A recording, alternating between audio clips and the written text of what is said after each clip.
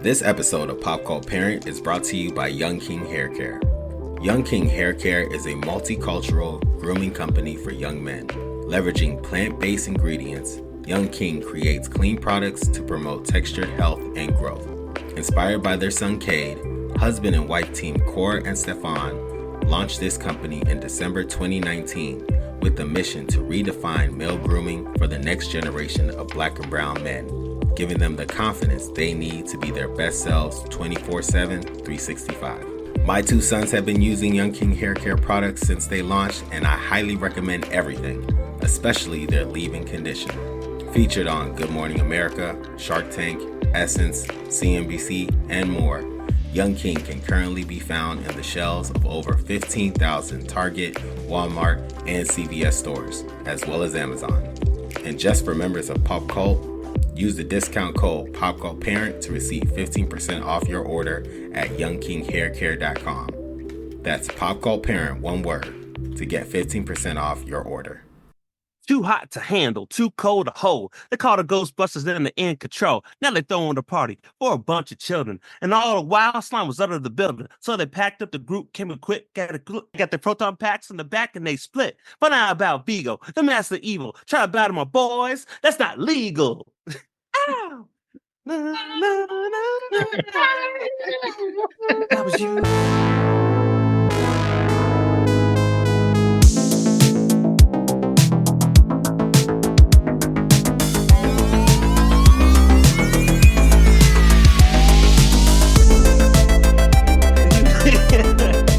What up, internet? I would argue the best Bobby Brown song ever. Not to cut you off, Mark, but I would argue. I've had this argument for years. I think it's the best Bobby Brown song. I don't care about Tenderoni. Give me the control, all right? It might be, dog. It might be. Hey, I know. Look, what up, internet? Who you are? What you be? Where you at? What you see? This is Pop Cult Parent. If you haven't figured it out, we're talking about Ghostbusters, man. I just had to do that. That is one of my favorite songs. I know it's from Ghostbusters 2, but it's still part of the franchise. I am one of your hosts, Mark M.F. Jones, and tonight I'm joined by... This is Niels R.Y., a.k.a. That's a Big Twinkie. And this is Shannon, a.k.a. Zool, Ja Rule, Paula Abdul, Goblins and Ghouls. It don't matter. Ghostbusters in 4. Yes, Shannon.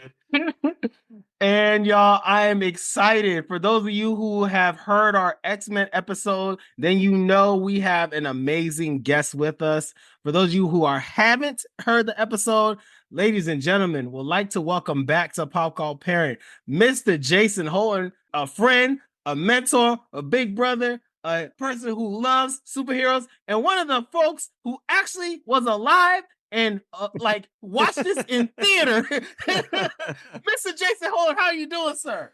I'm good, except for the shade on my age. I'll take it. This is Jason Holton, aka Don't Cross the Streams.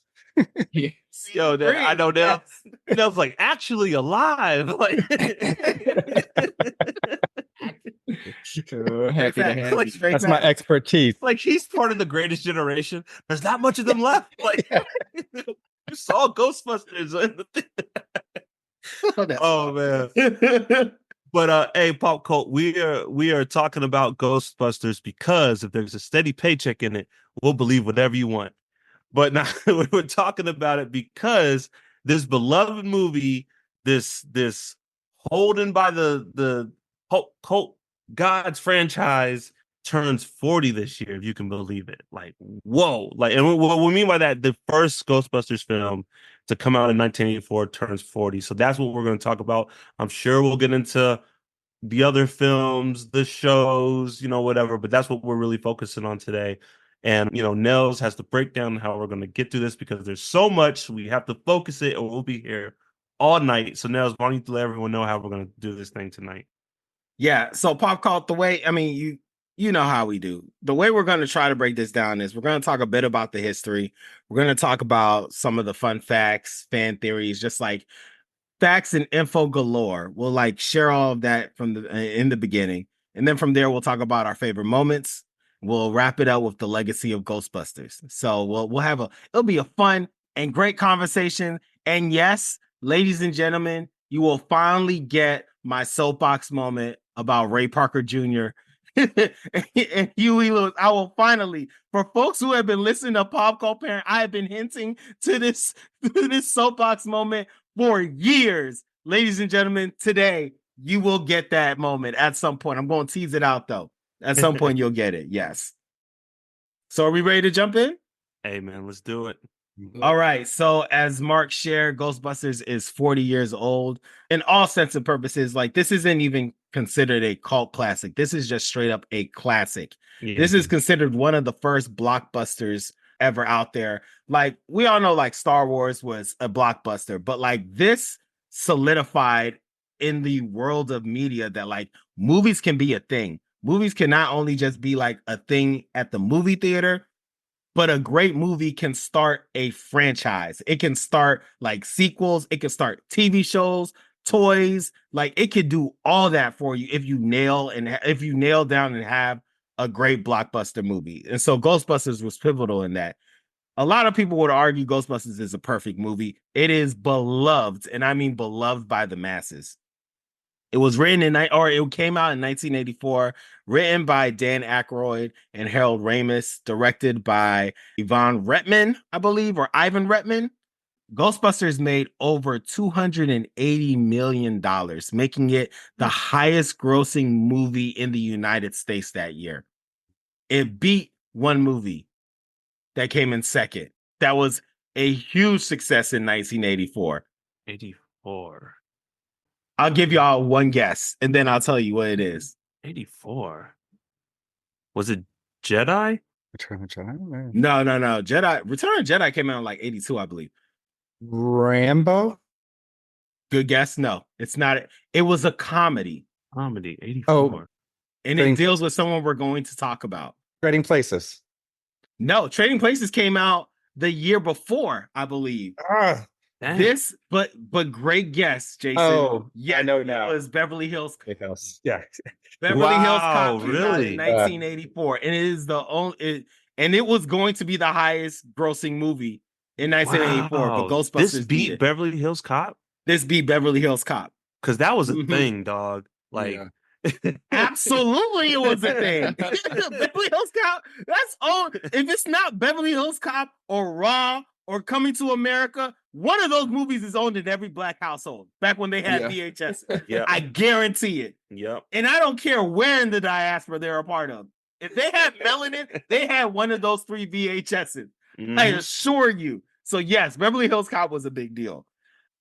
So yes, it was it was the highest grossing movie in 1984 in the United States.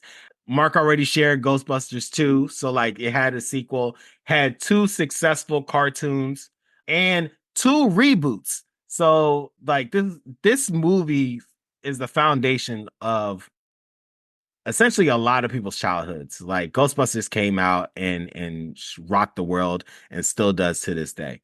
So the stars of Ghostbusters include Bill Murray, who played Peter Venkman, Dan Aykroyd, who played Stantz, Sigourney Weaver, who played Dana Barrett, Harold Ramis played Egon, the legend Rick Moranis played Lewis, and then of course, last but certainly not least, Ernie Hudson played Winston. Come on now.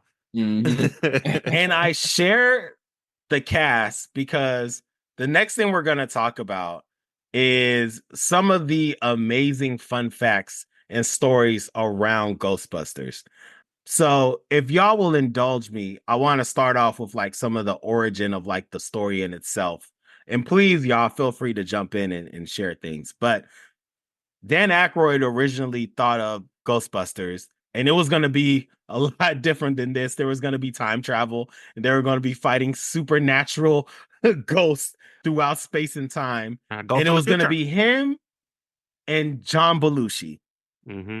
So that was the origin of the movie. When unfortunately John Belushi passed, that's when they're like, if this is going to be a thing, you should probably like scale it down a little bit. Brought Harold Ramis, and Harold Ramis essentially made the Ghostbusters that we all know and love now. So a fun fact is John Belushi was going to be Venkman.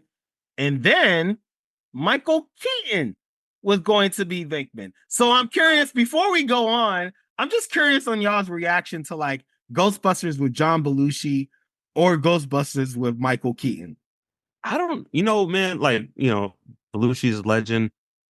I don't know how I like this movie if it's just Belushi and Dan Aykroyd. I feel it's very different. I feel like it's a slower movie, and it's a lot more just like them kind of being bumbling buffoons kind of comedy, not like how it becomes like almost like a superhero movie at the end. I don't know yeah, I don't know how I feel about that. I can see Michael Keaton only. I can't see Batman Michael Keaton. I can see Mr. Mom, Mr. Mom Michael Keaton, and I could see that, and that would work. Yeah, and then my thought was, because of the movie happening and maybe the success that would have happened, and who knows, it might have fast tracked the sequel or something. But I'm sort of like, if Michael Keaton does this role, do we get Batman? Like, do we get him as Batman? Mm-hmm. And then I'm like, ooh, like, that's a really good question, because Batman came out in 84, didn't it? When did Batman? Was it like 88? No, Superman matter came out. Yeah. Was it like 88? Later? Yeah. You're right. Batman came out closer to the 90s. Superman came out around this time. So that's a good question, Shannon. Yeah, a good question.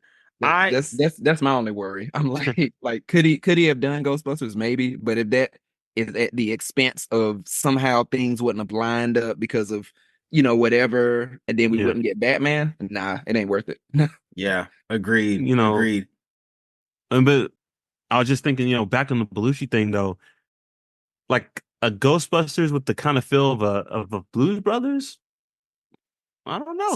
So this is what I was gonna say. If you watch Blues Brothers, it's not like John Belushi and Dan Aykroyd are funny. They played the calm, the straight man of the movie. Yeah. And it's the situations that they're in that are hilarious. If that's the vibe that you do in Ghostbusters, it would be hilarious. Because what would be funny is the random ghosts and the interactions they would have with the ghosts. But I think it'd be very matter of fact, very like nothing phases them. Like they've seen this, they've done. I agree with you, Nuz. That'd be the focus of the movie. Like, we've been here, we've done that. We're just smoking cigarettes, catching ghosts, and going to our crappy apartments. Yeah, it would be Egon and Ray. Like it would be those two, and it's like, I think like Bill Murray's Venkman is like the comedy line in all of that. So. It would have. I could see the vision of what it could have been, and so just to name some other casting choices, if you know the '80s or even the early '90s as well, there's a big name in the world of comedy. There's several big names. We're gonna name a few of them. And the first one I'm gonna name is John Candy. John Candy. If there is a hilarious '80s movie, 9 times out of 10, John Candy's in it. Yeah. There you go. He was in it, or he was like driving by it while they were filming it. Like on set, smoking. Yeah, just having a donut and a cigarette. And here's the thing. Like, John Candy and Harold Ramis are boys. You know what I'm saying? Like, they are close. And like, Dan Aykroyd is his boy. They've made multiple movies together. Mm-hmm. You know what I'm saying? Like, they've made hits together, I believe, at this point. And so John Candy was originally supposed to be Lewis. That was Rick Moranis' character. I think he was going to play it a little differently, but like the plan was for him to be like to be Lewis. So I'm curious, y'all. What do y'all think about John Candy potentially being in Ghostbusters? It would have been hilarious, right? I mean, I can't imagine this role with anyone besides Rick Moranis, and I know we'll talk about him. But like, I feel like there wouldn't be any drag there. Like, when you recast movies, you try to find someone who could fit perfectly, and I feel like that would have been like as close as perfect as it could get, because John Candy can like hang with him, he could improv. I'm curious how he would have took that character. It probably wouldn't have been a very different take. but he would have knocked it out the park, dog. And like him going toe to toe with Bill Murray. Oh my god, yeah, with Bill Murray. Like I think there were a lot more Lewis and Peter back and forth, kind of like trying to cut each other off at the knees, kind of stuff. If John Candy was in this movie, and it would have been delightful. Yeah, it would have been delightful. Yes, I agree. So I'll name this. If I was John Candy, I'd be pissed because for whatever reasons, like I don't know what he was doing by not being in Ghostbusters, but he missed out on potentially one of the biggest comedies of the decade. Now it's okay. He ended up in Home Alone, but still, he missed out on one of the comedies of the decade. So yeah, any other thoughts about John Candy before we go into the big one? Cool. All right. Well, I'm pretty sure this is common knowledge. Like, I'm pretty sure in the world of like folks who have watched Ghostbusters and are familiar with the 80s, you probably know this because I don't really know what Ernie Hudson was doing in the 80s before Ghostbusters. So you can kind of imagine in the populace of Black actors in comedies, there were a few names that would come up. And so, ladies and gentlemen, it is widely known that Eddie Murphy was the original cast for the person that they were considering to cast for Winston. And he signed on to do it. The only reason that they didn't move forward is because as he verbally committed, he then had Beverly Hills Cop offered to him. And if you think about it, it's like, okay, I can join a crew of heavy hitters. He had already done Trading Places. He had he'd been on SNL. So like he had been a part of an ensemble cast. But Beverly Hills Cop was a movie for him to be the star. So in his mind, he's like, yo, I have to go with Beverly Hills Cop. Made him a movie star. Like a movie star, and I mean, dare I say, a household name at that point. Like people knew who Eddie Murphy was, but he was a household name. It was like Michael Jackson. Everyone knew what Pepsi was, and Eddie Murphy. You know what I mean? like everyone knew who Eddie Murphy was on the planet after Beverly Hills Cop. So imagine I'm saying Beverly Hills Cop. Imagine Ghostbusters with Eddie Murphy. I'm so curious on what you all think of that. So as we already said, it was a hilarious movie, and it would have made no sense. I feel like how funny it would have been had he been in there. Like, for me, I feel like at some point I probably would have forgot that like we're supposed to be fighting ghosts. Like I just want to hear Eddie talk and like do some fun stuff. I would have got, oh yeah, damn, we got to fight ghosts too. Like, but yeah, that's how I feel. It would have been hilarious. I think like when I saw it when I was 5.5 years old in the theaters, is I didn't know who these folks were. Obviously, my parents knew because of SNL, but from my vantage point at that age, it was an ensemble cast. They're pretty much equal. Obviously, it follows Bill Murray's character a little bit more prominently. If it was Eddie Murphy, he would have and deserved more of a spotlight, and it would have taken away. It would have been an Eddie Murphy cast. I mean, look at Ghostbusters. There's such a good cast all across the board. You don't point to one person. Oh, that was Bill Murray's best. No, it's that group's best, and it would have changed it in that way. But I agree with Shannon too. It would have been necessarily hilarious. I will admit, I have tried to play out this movie in my mind so many times. If Eddie Murphy was Winston, like Shannon, this movie would be like have to pause it. I can't breathe. Funny, you know what I mean? The part where I can't prove this. I've always thought the part with Winston, when he's like looking at the ad and he's in front of the firehouse.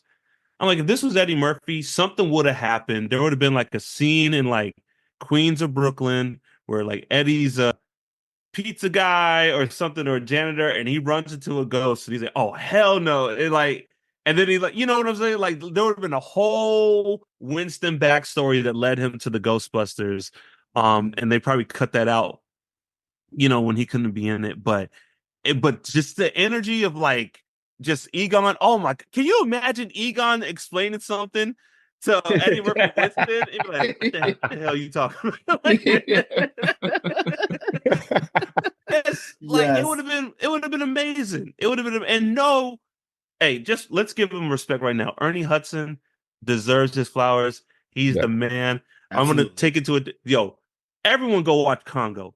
Congo might be one of the funnest movies ever created. I didn't say best, but funnest. Most fun movies ever created because two people, Tim Curry and Ernie Hudson. Those two dudes are acting.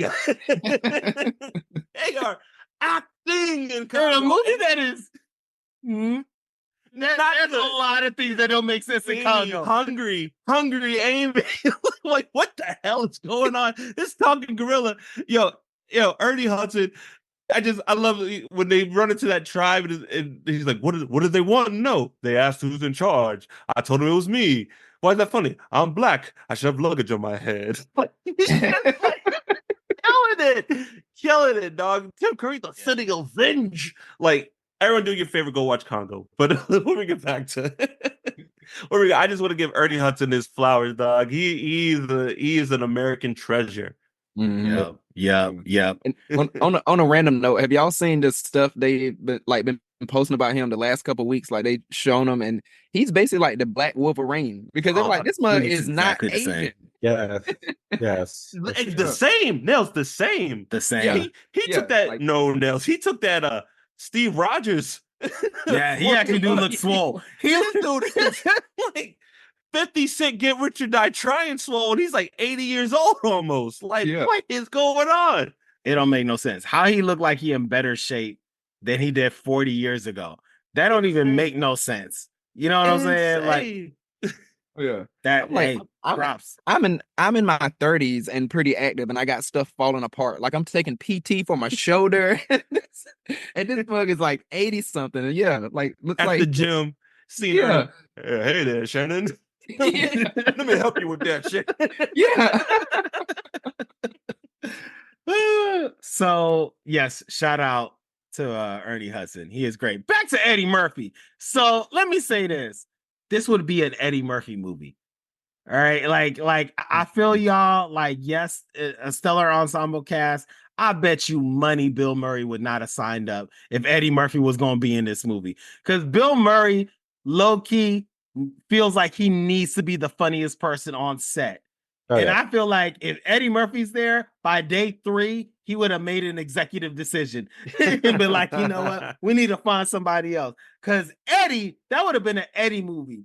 And you know why I think it would have been an Eddie movie? Because Trading Places was an Eddie movie. Eddie movie. 48 Hours was an Eddie movie. And literally everything after that, he made, Golden Child? A great movie, in my personal opinion. That movie has no business being good. Nice. Just one chip. Just one chip. The little spinny thing, like, come on now. That movie has no business being good, and we all know scenes from A Golden Child. Right. I say all that to say, give him this, have him, like you said, with Harold Ramis and Dan Aykroyd. You already know him and Dan Aykroyd are hilarious together. It would have been an Eddie Murphy movie. Period, in my opinion. Yeah, definitely would have came away as like the fan favorite. Yep, and probably wouldn't have got him for the sequel. Nah, they couldn't afford it by that point. They would have got his cousin, and it would have been played by Ernie Hudson. Yeah.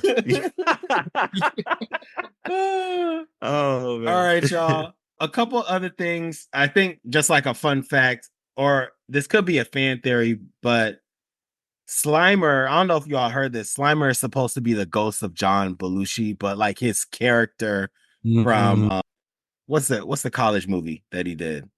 Animal House. Animal House. Yeah. So it's supposed to be his character in a ghost form. Okay. Animal House. Nils, I'm glad you cleared it up because I've heard this rumor before, and I was for years. I'm like, how insulting, dog. Like when you just thought it was John Belushi. Yeah, no, I'm your friend, and I like pass away, and then you make and he's Slimer. This is his ghost, like. But when you said it's the character from Animal House, I'm like, okay, that like that like makes it a little bit different. Because I was like, dang, dog, what an Mm-hmm. Yep. So 90s, 80 New York. So this film was shot in New York City. And I think for folks nowadays, it's like big deal what movies aren't filmed in New York City. But this wasn't like the 2020s New York City. This wasn't even the 2000s New York City. We've this said was it before.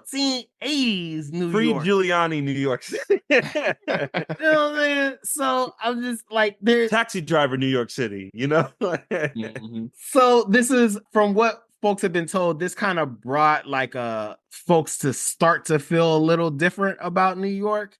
Obviously, New York was still looking like New York, but they said this movie helped to kind of like slowly change the minds and the hearts of Americans around what New York could be.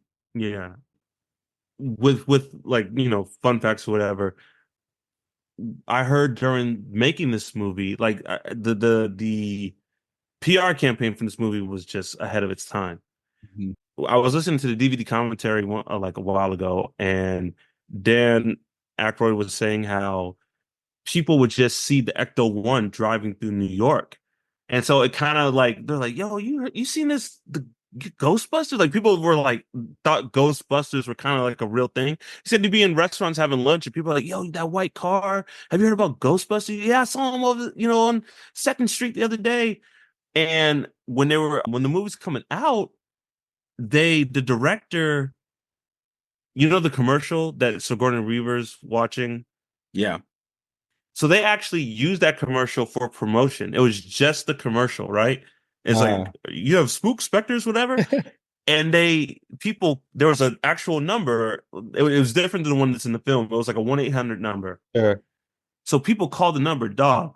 They said that they would get 1,000 calls an hour after they aired that trailer or that commercial. And when you picked up, it'd be the actors being like, we're not here right now. We're out catching ghosts, but we'll see you later. And I was like, man, 1,000. This is before social media. That's going viral back in the day. You know what I mean? That's just crazy that they had this kind of like, grassroots word on the street PR campaign going on. I love that. I love like that level of creative marketing where it's like don't just have a poster up and say this movie coming out, on this date. Go see it. It's like do some stuff like that where you got us calling a number. We confused. Like, is this real or is this like I love that. Movies used to do that stuff, man. Like movie PR and marketing used to be fun back in the day, dog. Like the movie was horrible, but I tell you what, one of the best marketing campaigns was the Godzilla 97 movie. Like commercial. You are so right. Like the popcorn boxes, the toys. Dog, they had a cartoon come out to that movie. All right? And the cartoon was good. Like it didn't make they put so much money behind that movie and dog. Wasn't there a rap album to Godzilla? Or was like the soundtrack had like hip hop songs on it? It was P. Diddy and Jimmy Page. That's it. Come on, come now. with me. Had no business. If we only knew. We only knew. All right, y'all. Anything else y'all want to add? Like any other fan theories? Because I'm about to talk music. So please, if y'all have any other thoughts, share now. Oh, go ahead, Shannon. Oh no, I'm just gonna throw this one out because y'all, we were talking about this like before we started the episode, but there was a theory I saw that was basically like the Ghostbusters are actually bad guys, or like they're viewed as bad guys by many of the ghosts, and that's because to what you all were saying, they were like, usually a person is a ghost because they got unfinished business, and so they can't cross over into the afterlife until they take care of that, and so they were like, so there were some good spirits that were caught in prison in the containment center, in the containment unit with evil spirits. So they were just wrongfully in prison. And so as a ghost, you were really like, the Ghostbusters are horrible people. They're evil because, no matter who you are. Shawshank, but it's the Ghostbusters. Like, Yeah. They need to do that, like the same with Karate Kid, where they have like Johnny as the good guy and Ralph Macchio as Yes. the bully. They just need to do a YouTube video with exactly that plot, Shannon. You got it. Yes. I love the idea of like a family like together, and like the grandma's like on her last moment. She's like, I love you all so much. And like she ascends and the Ghostbusters just boom, like break down the door and just Put her in a containment unit. go across the street. Yeah. It's like She got that. We know it. So let's just put her in. The same ghost to try to destroy the world. It's like, yep, you all belong in the same place. It's like a ghost is like happily like living with a family, and the Ghostbusters like busted. It's like that famous picture when they're getting like Elian Gonzalez like in the closet, like give me the ghost, give me. But no, that was a theory I happened to come across, and I was It's like to the ghosts, the Ghostbusters are like Mark and Mike from Bad Boys. They're just exactly causing mayhem. Absolutely. What happens when the Ghostbusters actually die? Like they got beef. Right got beef. The back. Can you shank a ghost?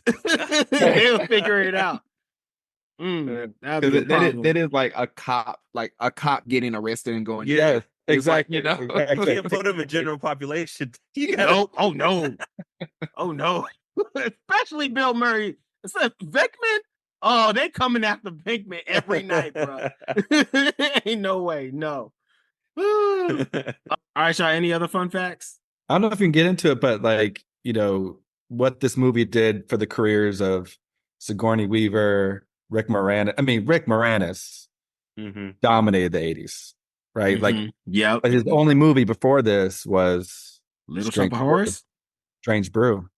Strange Brew, really? So Little Shop of Horrors was after this? Was after. Wow. Honey, I Blew Up the Kids, all that kind of stuff was after, and this was the big one. And Sigourney Weaver, a little trivia, there's only 2 movies that she's done that gross more than, in her whole career, that gross more than Ghostbusters. Avatar's one of them. Yes. Yes, good. But assume Alien, right? Nope. It's a little tough one because she's an actor. She's been in everything. I think we can get this one. This is terrible podcasting, but I think we can get this one. It's a little bit of a trick question. I'll give you that hint. Okay, so she must have played like a voice. She must have played like a voice for somebody. So it must maybe a Disney movie. Is it a Pixar movie? Pixar. Okay. Wasn't she something in WALL-E? Finding Dory. Who was she playing in Finding Dory? She was the like aquarium voiceover voice. Oh, she was. Finding Dory made that? Yeah, because Finding Nemo made come on, a lot of money. Come on now. Finding Dory absolutely made a lot of money. Okay, that makes sense. Money. So Sigourney Weaver, Alien wasn't before Ghostbusters. Alien 1979 was before Ghostbusters. Aliens, I believe, was after Ghostbusters. And I guess Aliens was a blockbuster, as we know. Yes, but I don't know how popular Alien was. No, and then she was in Deal of a Century. Wasn't incredibly popular either, but then, come Ghostbusters and she took off. Dang, Ghostbusters made her a star. That's wild. Shannon, I'm sorry, not Shannon, Jason. It's funny you mentioned like this movie making people stars, because this was a time in my age, in my life, where like I didn't understand that people were different characters when they were in different movies. Yeah. So whenever I saw like Bill Murray, I'm like, oh, Peter, like, oh, well, why is he in the army now? Like I didn't. I couldn't I was like, oh, Rick Moranis, this is what he's doing now after being with the Ghostbusters. He shrunk his kids. So I didn't, you know what I'm saying? I didn't understand that movies were like their own thing. And I just forever, and even like still to this day, like these people are these characters. When I see, Dan Aykroyd, I think Ray. When I see Bill Murray, I think Peter. That's where my mind goes, And Jason, I had to ask you, what did this movie do for Bill Murray? Because I I did like some research, and I'm not sure. Like, I don't know how big Stripes or Caddyshack was, like the movies he did. I'm assuming he was a star before Ghostbusters. But if you could, like, at least from your like personal knowledge, like, No, did yeah, this make him? I was still young. I was still young, but yeah, I mean, those are all both cult classics. How they did in the box office, I don't know, but I couldn't tell you. But I remember watching Stripes when I was a kid. We weren't a huge Caddyshack fan, but that's a cult following for that. But I think Ghostbusters really kind of helped propel him because then you had, I mean, I don't know what he did immediately after that, but the things I think about obviously are like Groundhog's Day, which is another classic. Cute. And later on, What About Bob? But you know, obviously, My personal preference, Scrooge. yes, Scrooge. exactly. And we were It's SNL. my favorite Bill Murray movie besides Ghostbusters. I ain't gonna lie. But there's a lot of pressure from the SNL folks, you know, after you see Chevy Chase doing well and things of that, and the Belushi brothers, obviously. But I think Ghostbusters was something that established him as a star that could carry a movie. And as it's, you know, you mentioned it earlier with Eddie Murphy, if he was in it, it was going to be more about the whole group. But now that he wasn't in it, it was Eddie. It was how do you focus on Bill Murray, and then because you saw it was like his story. It's his story with Sigourney Weaver's character, and he kind of didn't carry it, but he led the pack. Yep, absolutely. All right, y'all. We gotta talk about the music. So, Ghostbusters, but like the first two Ghostbuster movies had some bangers. Mark already talked about the second Ghostbuster movie and their lead single, which is my favorite Bobby Brown song. But the first one had Ghostbusters by Ray Parker Jr. come out, and that was a certified hit. Like, it was on number one for multiple weeks. Like, it was a huge hit. And I have been hinting for years about this story. So, Ray Parker Jr. stole Ghostbusters. That is not his song. He stole that song. I'm being a little extra, but he stole that song. Like, and I'll tell you the story, but that song is Huey Lewis's song, I Want a New Drug. If you listen to I Want a New Drug and you've never heard that song before, it plays just like Ghostbusters. The only thing that Ghostbusters had that's different is that's it. You add that, and then you it's the same song. That's it. That's it. It's the only thing that's different. And so the story behind it. Yeah, my version. The other version, right? Completely different. I don't even know how y'all confuse those. Here's two pictures. Tell me what's different. It's the same picture.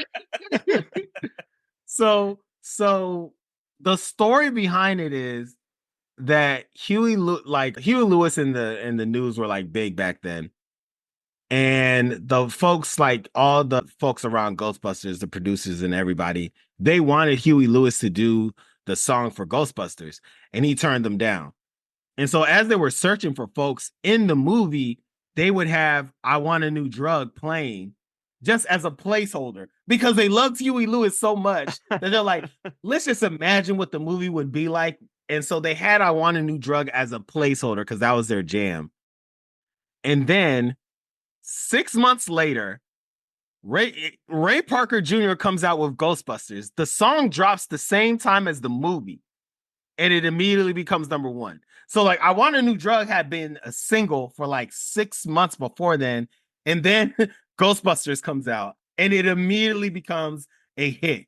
And so Huey Lewis is like, that's my song. Like, that's my song. I'm suing y'all. That's my song. And they go to court, it drops, and there's an NDA. So no one knows the full story about what happened. No one can talk about it. But like, it supposedly, like, they essentially paid off Huey Lewis in the news to like be quiet so they can do what they need to do with Ghostbusters. I swear to goodness, this is one of the only times where a black man steals the music from a white guy. This is always the other way around. There's countless times when white people are stealing songs from black people, but this is one of the few times it's a like that. black man steal the song from a white man. It's fascinating. It's like the scene in Back to the Future. Like Ray Parker's like, "It's your brother, Morty Parker. Listen to this." He's like, playing. Yes. And to make this story even crazier and to really just round out the 80s, Huey Lewis was so mad about this that the next time a movie asked him to do a song, he said, absolutely, I'm going to do the song for that movie. And what movie was it? Back to the Future. What was the song? The Power of Love. One of the greatest songs ever tied to a movie. This nigga was so mad and petty. He dropped The Power of Love, his biggest song. He came in Back to the Future. He came in that studio heated, rolled up his sleeves. He was ready to work that day, dog. That man was on fire, angry with rage. He's like, everyone listen up. And he said, before we start, he like wrote on the wall, he's like, never again. Now let's get to work.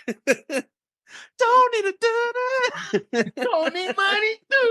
Man, that man was on fire. He's like, steal this, Ray. Like, look, I will do the vocals. I will play all the instruments. I just need y'all there. Matter of fact, I'll hit record too. And I'll wrap it up. Ray Parker is a great musician, by the way. Like he worked with Marvin Gaye. Like I think he did songs with like Stevie Wonder. Like this man was like big in the 70s and the 80s. So like he is a great musician. He was in a few bands. Like look up Ray Parker. He has more than one song. I assure you. Like he's a big deal. But he stole that. He stole that from Huey Lewis. I'm just gonna name it. And you know, Nels, I feel like in the early days of Pop Cult Parent, we talked about this somewhere where when you have a huge movie, especially back in the day, a number one movie, usually there's a number one song attached to it. And you look like Back to Future, Power of Love. Yeah. Space Jam. You heard that thing coming.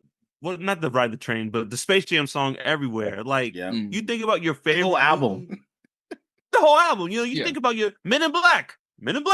You know, like you think about your favorite movie. There's a number one single attached to it, and it was a formula. Now it's a little different. Soundtracks and stuff they don't seem as important, at least to me, to studios as they did back in the day. But it was like it was hand in hand. You think about any movie that was a classic or amazing, there's a number one hit attached to it. I have two things with that. One is if you were in the 90s and you were a big artist, how dare you not have a dope movie single? Like you had to. Think of the artists in the 90s. If they were big in the 90s, they got a movie song that's on fire. Yeah. And the second thing is, and Shannon, you and I talked about this on a Pop Cult Parent episode. How dare you have a movie and not have a dope song? Like what? You don't have a dope song? Like, what's wrong with you? When them Why aren't you dropping some heat? My toe better be tapping, dog. Yeah. Or when the movie opens, that's the one place you put that. It's either when the logos are done, you either hit it or it's at the end of the credits. But you got to have that song in there. Yeah, and even now we're just begging for a dope song that like attaches to the movie. But back then, 80s and 90s, the entire soundtrack, it wouldn't just be, oh, this artist has a song and it's good, I think it would go at the movie, here, let's throw it in. They recorded songs specifically to the movie, like just like how you started off, Mark. Like, I mean, Bobby Brown is mentioning the Ghostbusters in the lyrics to the song. It's not just like, oh, this could go in the movie, like sort of tangentially, let's put it there. It's like, no, I recorded this song thinking about the Ghostbusters. I have lines about them, and that was like the whole soundtrack. People recorded songs saying, I'm going to use the Ninja Turtles like names in here. I'm going to use the Ghostbusters, whatever. This song's about the Addams Family. Yeah. Like, no denying it. Oh man! All right, but the song's a legend. Like you know, before we leave the song, legend. I feel like it is the it is the all I want for Christmas when it comes to Halloween. Like it's just I don't think I've ever gone through an October without hearing this song, even unintentionally. Like I play it all the time. I play the song in July. I don't care, but I don't think I've ever gone through an October without hearing this song. It's funny you mentioned it's like the song definitely is like a Halloween song. The movie isn't necessarily a Halloween movie. It's definitely an all year round movie. Yeah. Yep. Absolutely. All right, y'all. So those were a lot of fun facts. Let's go into favorite moments. So I know this movie is just a chock full of favorite moments. It's just favorite moment after favorite moment. So I implore y'all to pick like your favorite moment, or at least one that you will name. And I'll start off, because I'm certain that folks are going to name other things. I'm actually going to name when they were in the library, because I want to be very clear. If I saw that ghost in the library, it would be my first and last day as a Ghostbuster. Yes. It's been real. Done. I'm good. I'm good. Egon. I'm like, yeah, so they are real, and I am done. I salute you, and I encourage you to catch them ghosts, because it sure enough won't be me. I'll be diggity dog damn. That's a problem. What happened down there is a problem. Someone needs to take care of it, but it won't be me. And they proceeded to start catching ghosts after that. Get out of here. No, I'm good. So that's one of my favorite moments. I just want to mention that as you say. So I'll say, so in college, my first work study job, I worked in the archives of the library, and it looked like that. and so it was so bad. Like, I think of this scene, and there was this little space I would work in. My back would like be towards the door, and basically people would walk by. Like, sometimes someone would walk in the space that I'm in, and it sounds like they're walking behind me, because they are. Sometimes someone would just be walking down the hallway, and the way the sound carried, it would sound like they're walking behind me. So I was in that space, and always, and I remember like my boss, and so they were like, "Oh, like you're doing so great, like you completed all this stuff we didn't think." And I'm like, it's because I'm sitting with my back to stuff, and I'm afraid to turn around. I don't know what's that. That's why I'm getting so much work done, because I'm afraid to turn around at all. So yeah, no, I just mentioned that. I was like, that reminds me of my first work study. That ghost could have been down there. Nah, that's a great scene though. And there's so much comedy in that scene when they first get to the library, and then they're like interviewing the lady. And I forget that. I think they asked her, like, was it the last time she menstruated? What does that have to do with it? There's some bad 80s jokes in here. There's some bad 80s jokes. Like Bill Murray, absolutely low key, all his jokes were bad. Like, you can't say half that problematic. But I was like, ooh, it's amazing to say some of Ghostbusters did not age well. I was like, ooh, this is not good. When they're down there and they're looking at the books, and he's like, Ray's like, the books are stacked in like 1946 or whatever, and Peter's like, yeah, no human could stack books like this. Just so like nonchalant. He's like, whatever. Like, great insight. Mine's might be a cop out, but like my favorite moments is anything with Lewis and Rick Moranis. Like, he's my favorite part of the movie. From like the jumbling in the beginning, he's just trying to like get a date with Sigourney Weaver, like his little party that he has with all his clients, right? Like, yeah, they're telling everyone's business. He's like, "Oh, this is so and so, and let me tell you about all their financial business." He spent $80,000 on a boat last year. I'm like, yo, dog, chill. Come on, dog. I haven't taken my jacket off yet, and they know like everything about me. Yes, exactly. I think that's a breach of trust, or in his profession, a breach of something else. But then, up into him suiting up and doing nothing on the outside, but the timing works perfectly for him to feel like the hero of the day. So he's my favorite part of the whole movie. Yeah, fun fact, all his lines in that party scene are improvised. I believe it. Yeah. Genius. I'm like, what a talent, dog. Yeah. to improvise all that, like that's a talent, dude. For sure. And then he You know- went from this to Little Shop of Horrors to Yeah. Honey, I Shrunk the Kids. Come And then on, he to retired. Little Giants. Yeah. Come on, man. This man is Yeah. a legend. Damn. Yeah. Yeah. Did he make a bad movie? For another day. For another day, we'll talk about Well, that's a good Recommend. question, but we'll look it up. Yeah. What about y'all? All right. Shannon, let me go because Nels is gonna hate me. Yeah. Nels, I know you said one. Look, all right. Yeah. I'm I gonna do- ain't even surprised. Go ahead. All I ain't right. even surprised. I have 3. 2 will be very, very quick, right? One, I love the scene that Ray and Winston have when they're talking about like revelations.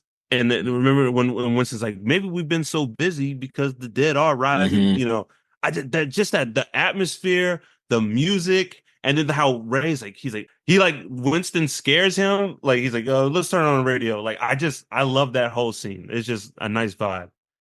Second, quick scene, and it leads into my favorite scene. When they kick out Peck and the mayor is like, he's like, well, what do you need from me? And then I think this is one of the best smash cuts of movie history. And we smash cut to the National Guard, the camera's panning, and you hear it saving the day, like dun dun, and all the and you get to the Ecto 1, he's like, let's run some red lights. Love that scene. Like I was hyped as a kid. Hyped. One of the best smash cuts in cinema history. And to get to, if I had to nail it down, favorite scene, when the mayor walks in and Peck's in there and the Ghostbusters are telling him what's going on. And we get, is this true? Yes, this man has no dick, and really, I've seen stuff that'll turn you white, just cats living together, mass hysteria. Just that whole, from start to finish, that whole scene is like beautiful. It's comedic gold. There's no ghost in that scene, and it's like one of the best scenes in the movie. It's what made Bill Murray a star, yo. In my personal opinion, that scene is the funniest Bill Murray part of this movie, and this movie is a classic. And I think it's what made him like a legend. Oh, that's real. That's real. And I love before that when the mayor's like, he's like, no, maybe this is part 2. Is this the one he's like, somebody get me the Ghostbusters? That might have been part 2. Yeah, I think Okay, it might be okay. part 2. Yeah. All right. Yeah. No, for mine, so I'm gonna do 2 then real quick. Do it, Shannon. Rebel. Yeah. Nails Yeah. can't control us. This is our show. All right. Back to podcast. It's all of a sudden my mic is muted. But yeah, no, mine are quick. One is, and you actually said this, kicking the podcast off, starting at Mark. But the line where Winston says, "If there's a steady paycheck in it, I'll believe anything you say." Yep. That just makes me laugh so much, and that's so real. I'm like, there's so many times it's like you might be doing something at work, and you're like, we got to do this thing. Do you want to do this? It's like, look, if you're gonna pay me, fine, I'll do it. Yeah, we do whatever. There's not a lot. Winston said more won't do for a steady paycheck. Yeah, which Shannon, that whole build up when Janine's like, "Do you believe in the paranormal, the blah, blah, blah, the alien abductions, and the Loch Ness monster?" Just like he's like, yeah. If y'all paying, yeah, I got. Yeah. That is an interview for you. I'm like, let's be real. We've all felt like that in an interview. Like, do you believe in this? Do you, do you do this strategy to it? It's like, if y'all pay, yeah, I'll do that. Today's the day I believe in it. Absolutely. But that was hilarious to me.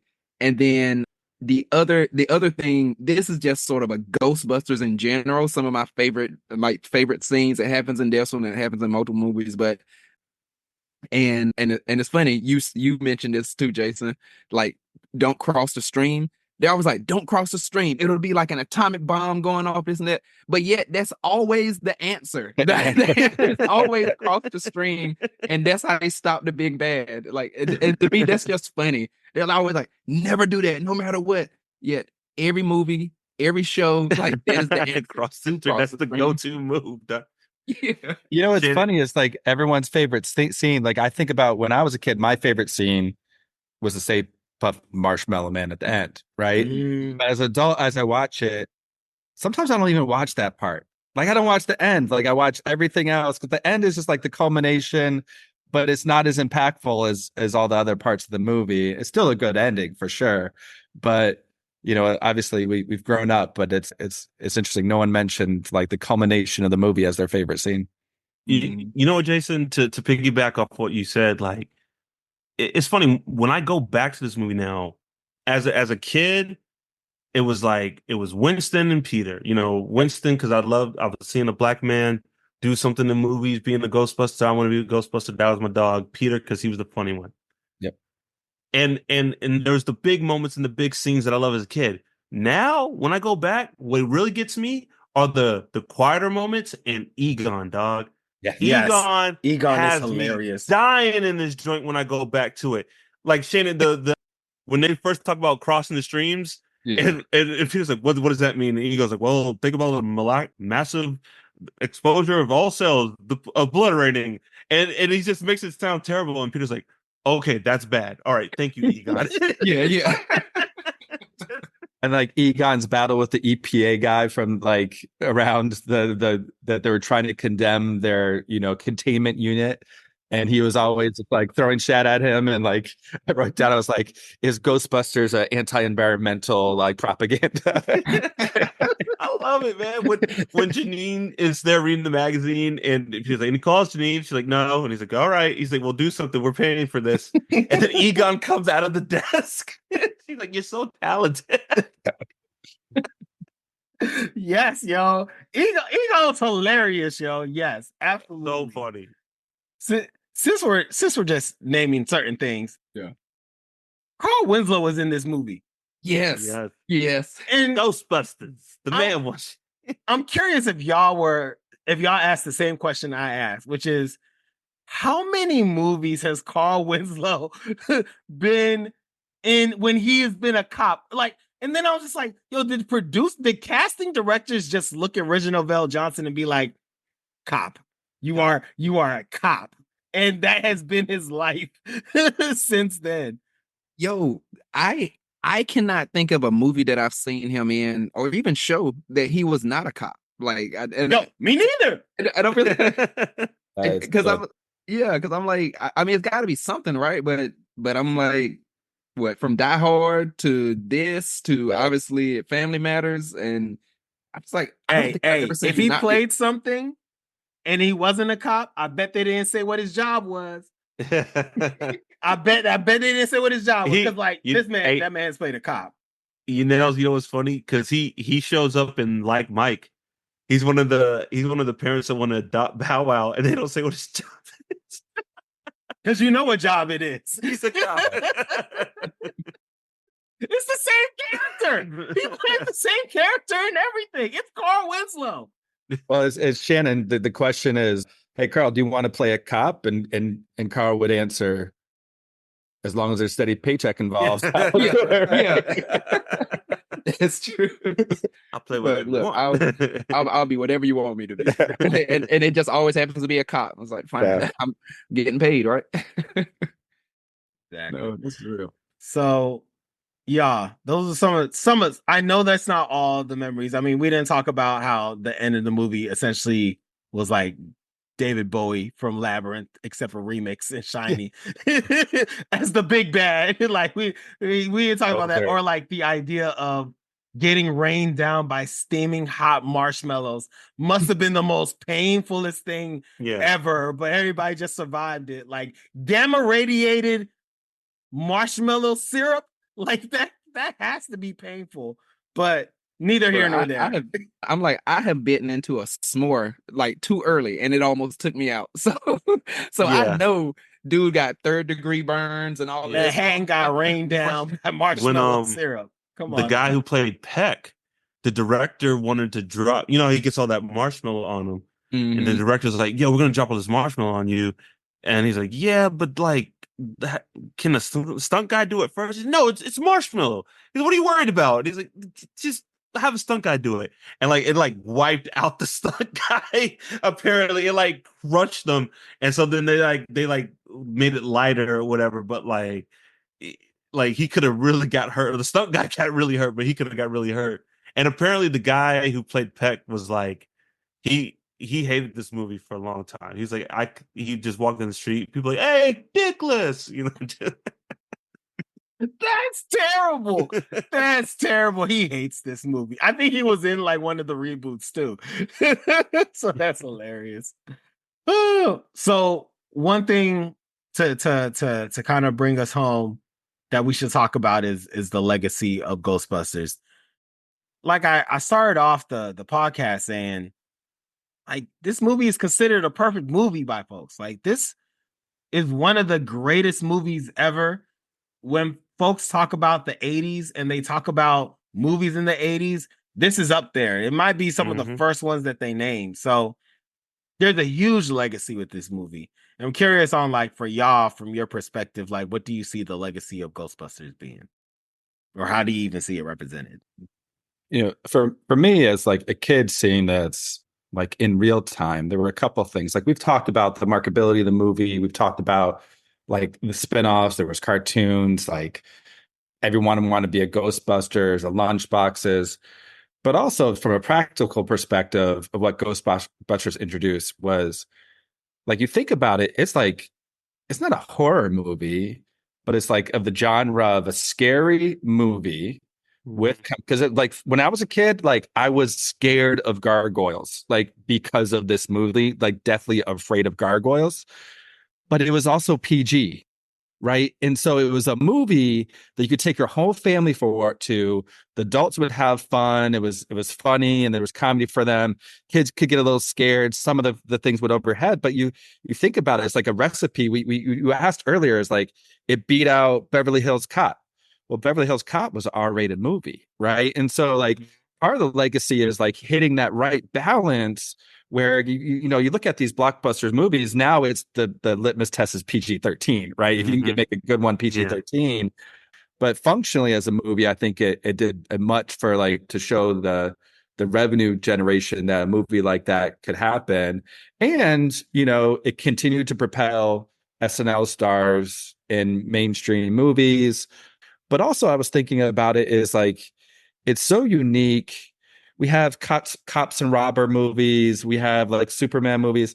These are like, you could be a Ghostbuster. They were super smart, right? Yeah. That was their superpower. They were super smart.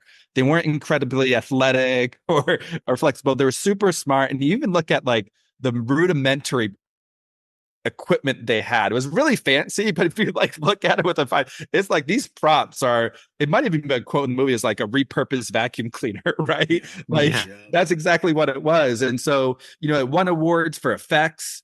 The effects, I think still stand up today. I know that's probably nostalgia than anything else. No, they hold up. They hold up well. Very well. Yeah. So we're all nostalgia now. In my opinion. Yeah.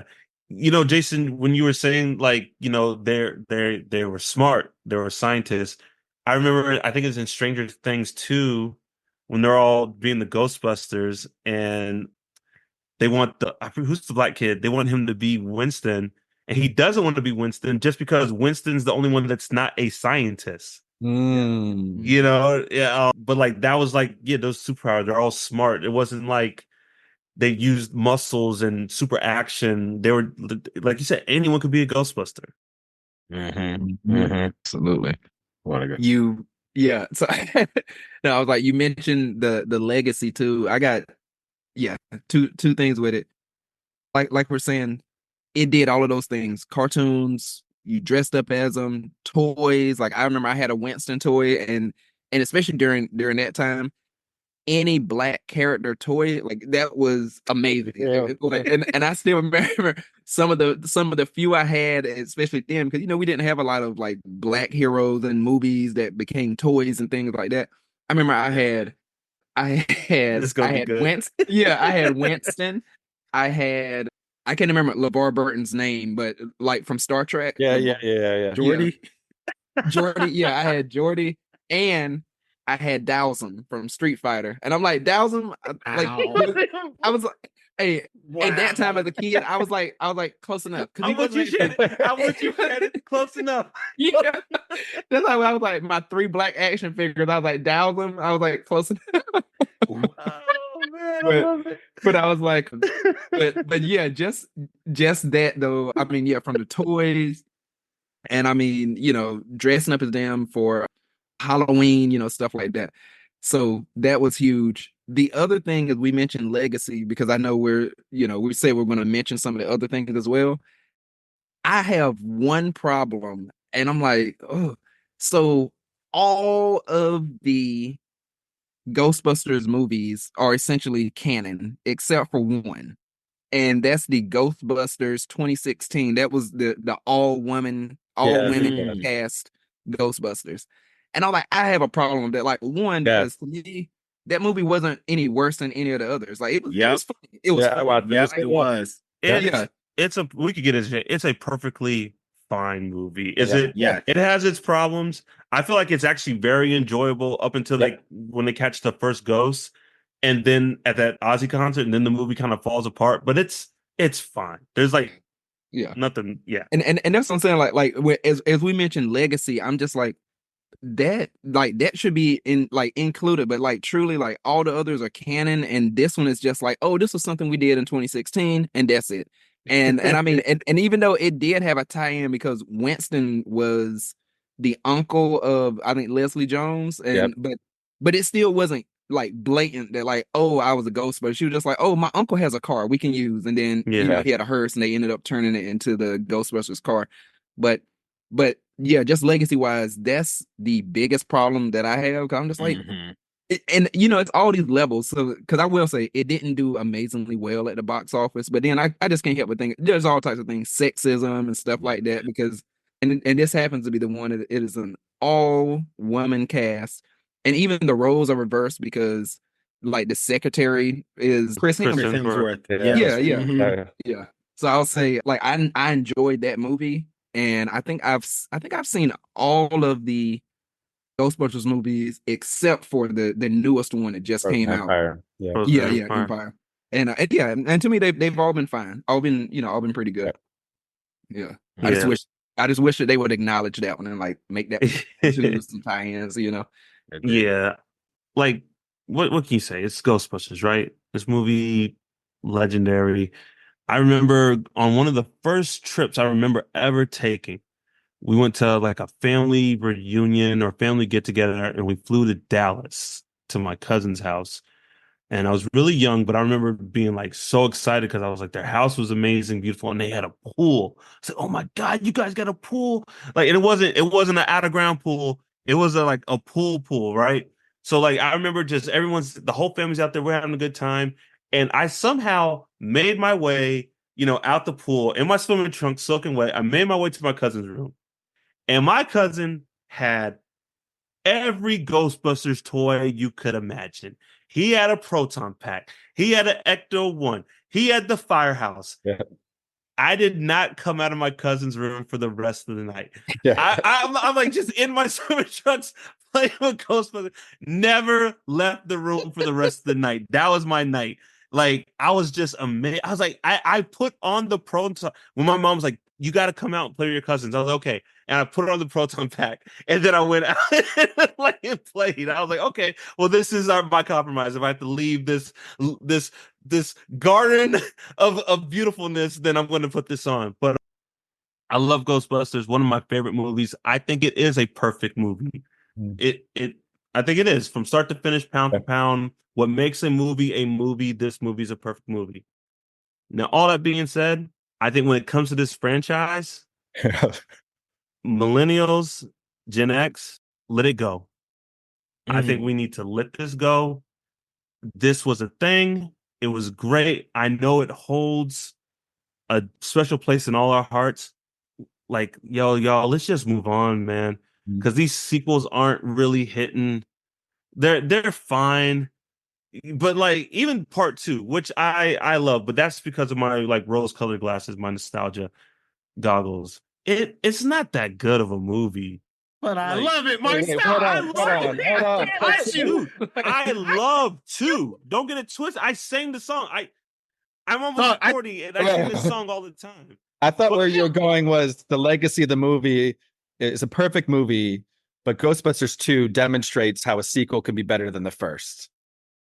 I That's love not where I was going. Ghostbusters too. I thought that was I but love Dina- Ghostbusters too. I thought, and I made it clear in this podcast. I feel like I try to be objective about things. That doesn't mean I don't love it. I love Ghostbusters 2. Okay.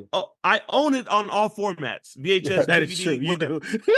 You know what I'm saying? I own it. I've seen it at your house. But when you go back to these things, it's like, yeah, we should have probably stopped with part one. I mean, I'm great. We have part two, and then even Afterlife, like it was fun, but like I just think this is a franchise. Millennials, like we just hold on to stuff so hard, and we just want things to be like they were when they first, and it's not going to be like that, man. This movie was lightning in a bottle. It was amazing writing, cast, and it's never going to happen again. And I think we need to be okay with that and move on. Yeah. So are you saying we? So are you saying we sort of like release it and just be like, hey, whatever y'all want to do with the movies, do it, and we're not going to be mad. Just stop making we're stuff. just saying, Stop. I just stop. we need Period. to just leave it alone. Like That and Indiana Jones, let them go. yeah, we need to put Definitely. like a Vikings funeral. We need to put Ghostbusters on a boat and send it out to sea and shoot an arrow, and just like hold hands and sing Ray Parker Jr. songs together. Because I just like we just hold on, like we want it to be so good. Like I'm sorry, y'all. When I haven't seen Frozen Empire, it could be a fine movie. When I saw the trailer and I saw the title, I was like, "Are you kidding me? The Frozen Empire." Like this is like Ghostbusters, the Frozen Empire. This is what we're doing now.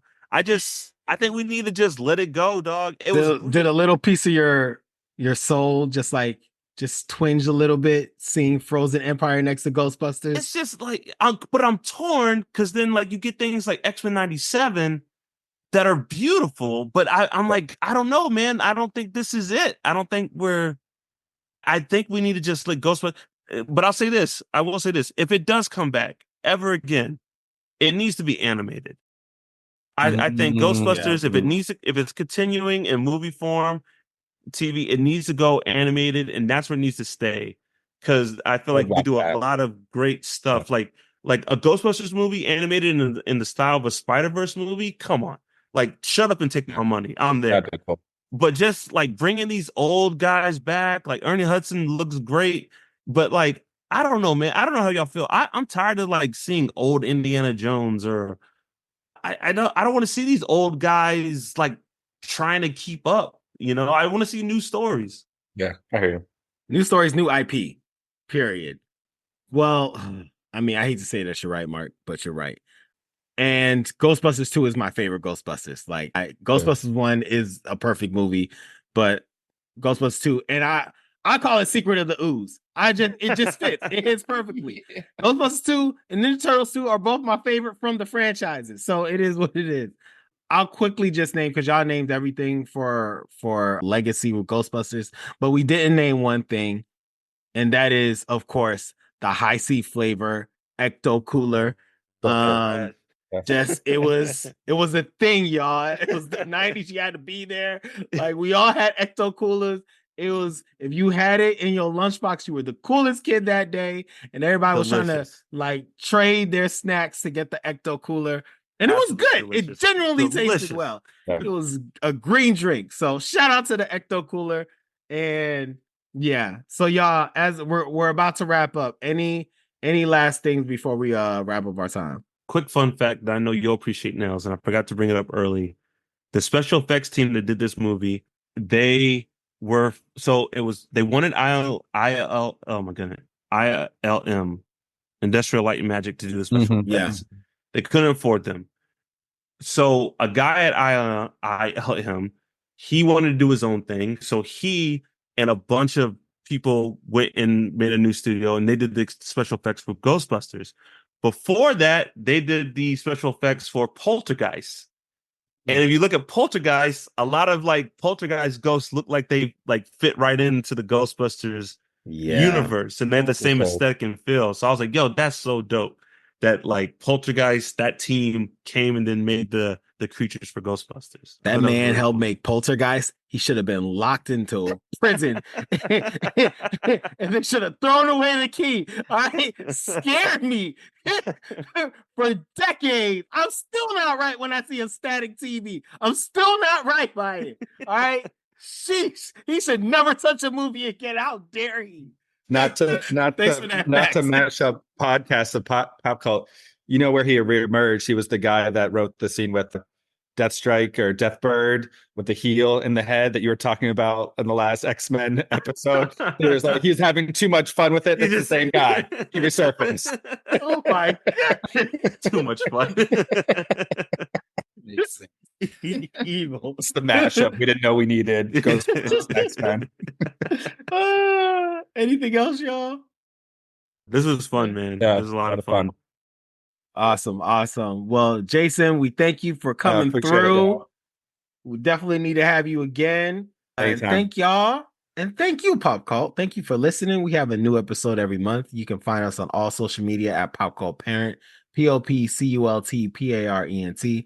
Visit us at www.popcultparent.com. Become a member of the Pop Cult at our Patreon, patreon.com/popcult, where you can see all of our full episodes. Email us at popcultparent@gmail.com. Don't forget to rate us, review, and subscribe. And as always, join the cult. Peace. We got the tools and the talent. We out. Pop Parent.